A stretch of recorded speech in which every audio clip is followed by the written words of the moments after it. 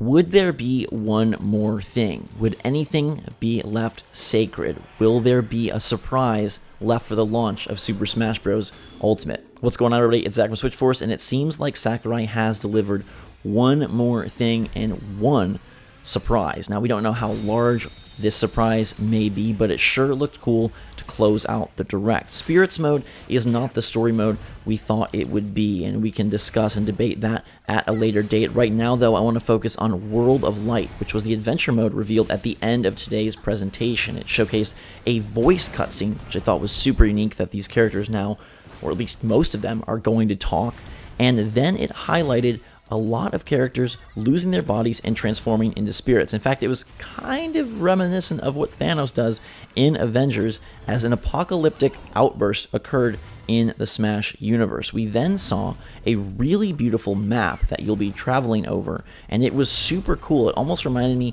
of a very artsy Mario Party board, and there's a lot of little nuances within this world map. Nintendo has explored using world maps as gameplay mechanics in recent titles. We've seen them in Mario, we've seen them in Kirby, and now we're seeing them in Smash, and maybe even better than before. It looks like there's slight puzzle elements on the board, different things can happen. It's very dynamic, very cool looking, and will help encapsulate this World of Light mode that Sakurai wants to save as a secret. Nintendo put out after the presentation, there may not be a single-player adventure quite like Subspace Emissary from Super Smash Bros. Brawl, but something has caused the numerous video game characters in the game to lose their bodies and transform into spirits.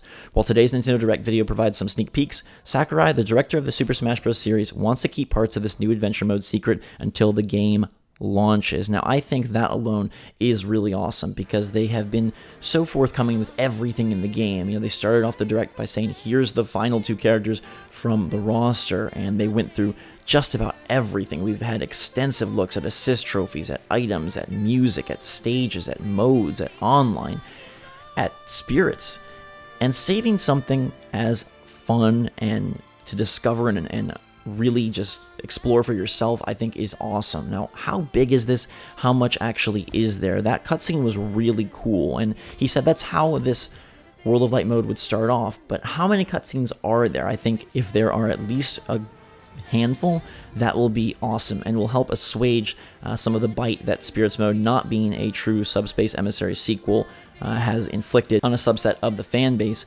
But it is also worth noting that Sakurai did highlight that this is more about fun than it is about story, so will there be that many cutscenes and that much lore, or will it just be a big opening cutscene and then, say, a closing cutscene? Now, we have heard rumors about bosses for a while, and initially those bosses were tied to Spirits mode, but now we're seeing the rumor shift that bosses are tied to World of Light. We've heard things like, ooh, Skull Kid is a boss in whatever story mode or single-player mode is in Smash Bros.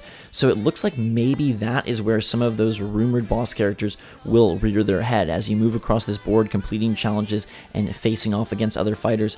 Occasionally you may run into something brand new as a boss, and that would be super awesome. I do hope that they are tied to cutscenes as well, but again, it's a little bit odd since they are saying this isn't like Subspace Emissary. That makes me think that maybe you'll just move on the board, get to the guy, and go. I don't know that if Skull Kid is in the game, we will get a super cool scene, but the fact that they're voiced, man, they could do so much. It really has me excited for the potential of what they could create here, but you have to kind of try and take all of these different comments at face value and say what exactly is going on here, because they said, hey, these are the final two characters. Then they announced Piranha Plant in the DLC. They say that this isn't like Subspace Emissary, but then they show one of the coolest Nintendo cutscenes and one of the most beautiful and awe-inspiring we've ever seen. So what exactly is awaiting us in World of Light? If it's just the board, a scene or two, and some super sweet bosses, I still think that is a really worthy addition to the game. If they add more lore, more story, and more of those incredible cinematics,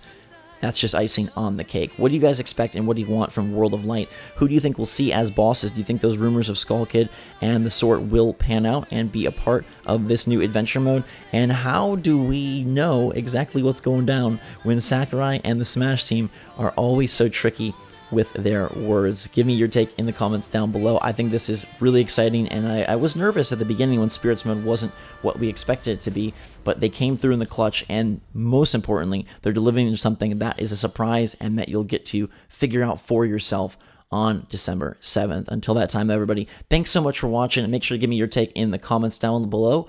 Subscribe to stay up to date on all the latest and greatest from the Switch, and plenty of Smash coverage leading up to the game, and then, of course, after it launches. We've got you covered there. You can follow us on Twitter and Discord for up-to-the-minute updates and fun with some friends. Until then, though, have a fantastic day. Switch Force out.